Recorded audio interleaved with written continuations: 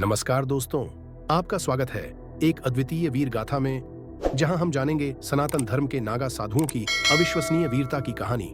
यह कहानी है 1757 में गोकुल की लड़ाई की, जब 3000 नागा साधुओं ने 30,000 अफगान सैनिकों का सामना किया। हर हर महादेव की गर्जना के साथ इन साधुओं ने अपने धर्म और आस्था की रक्षा के लिए अपना सर्वस्व बलिदान कर दिया। आइए जानते हैं इस अद्भुत युद्ध की कहानी। सनातन धर्म में योद्धा परंपरा का इतिहास बेहद प्राचीन है, लेकिन नागा साधुओं की स्थापना का श्रेय आदि शंकराचार्य को जाता है।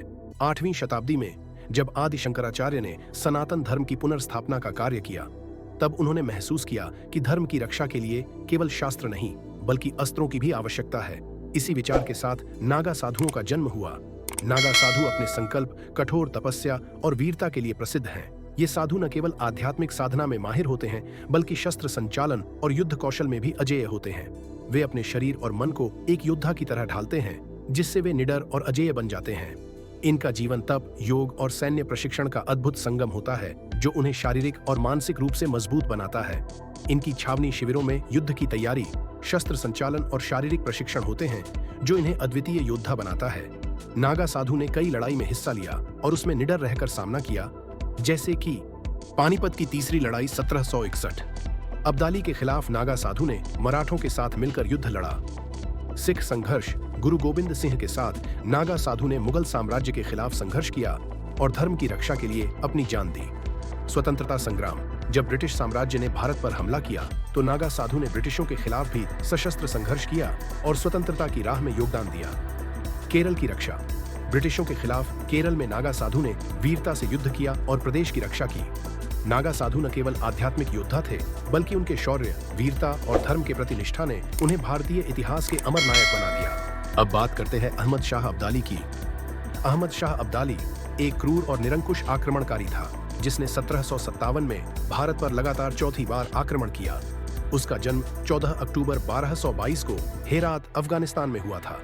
वह नादिर शाह के सेना में जनरल था, और जब नादिर शाह की हत्या हुई, तो अब्दाली ने अफगानिस्तान में अपनी सत्ता स्थापित की और दुर्रानी साम्राज्य की नींव रखी। अब्दाली को एक क्रूर और निरंकुश आक्रमणकारी के रूप में जाना जाता है। उसकी लड़ाई की रणनीतियां और सैन्य नेतृत्व उसे एक काबिल शासक बनाते थे, लेकिन उसकी आक्रामकता और भारत के धार्मिक और सांस्कृतिक विरासत पर हमला करने की नीति उसे एक खौफनाक और धार्मिक आतंकवादी के रूप में चित्रित करती है। अब्दाली का उद्देश्य न केवल भारतीय उपमहाद्वीप पर कब्जा करना था, बल्कि उसने मुस्लिम सत्ता को मजबूत करने के लिए भारत के धार्मिक स्थलों को नष्ट किया और हिंदू संस्कृति को मिटाने का प्रयास किया।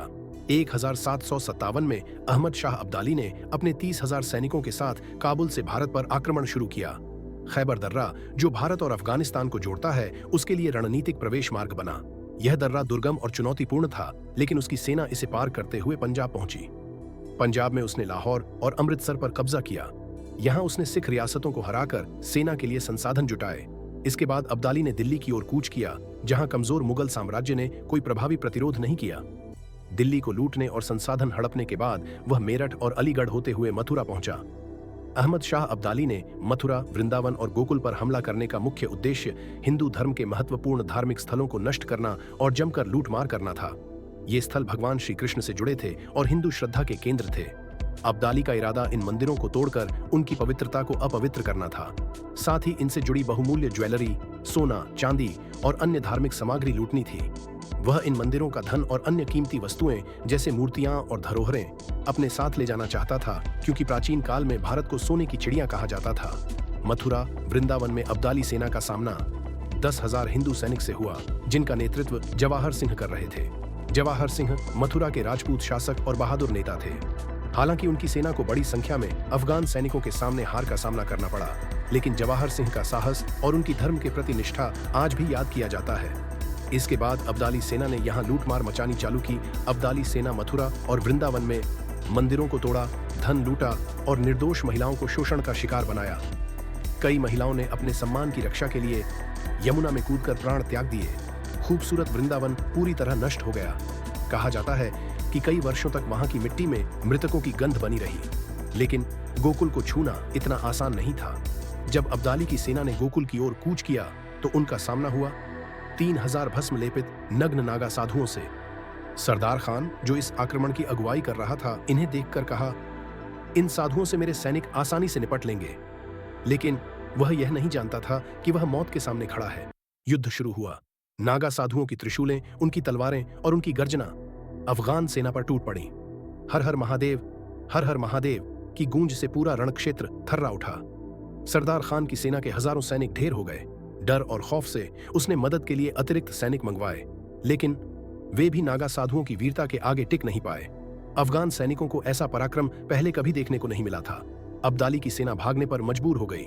इस युद्ध में 2000 नागा साधु वीरगति को प्राप्त हुए, लेकिन उन्होंने 5000 से अधिक अफगान सैनिकों को मौत के घाट उतारा। यह केवल गोकुल की नहीं, बल्कि धर्म और आस्था की भी विजय थी। नागा साधुओं का बलिदान केवल इतिहास का अध्याय नहीं है, बल्कि यह आज भी धर्म और साहस का प्रतीक है। आज भी कुंभ मेले में नागा साधु अपने अस्त्र शस्त्र का प्रदर्शन करते हैं और अपनी परंपरा को जीवित रखते हैं। उनका जीवन हमें सिखाता है कि किसी भी परिस्थिति में धर्म की रक्षा के लिए खड़ा होना हमारा कर्तव्य है। अगर आपको यह कहानी पसंद आई हो तो लाइक करें, शेयर करें और चैनल को सब्सक्राइब करना ना भूलें। हम जल्द ही एक और अद्भुत गाथा के साथ लौटेंगे। धन्यवाद दोस्तों।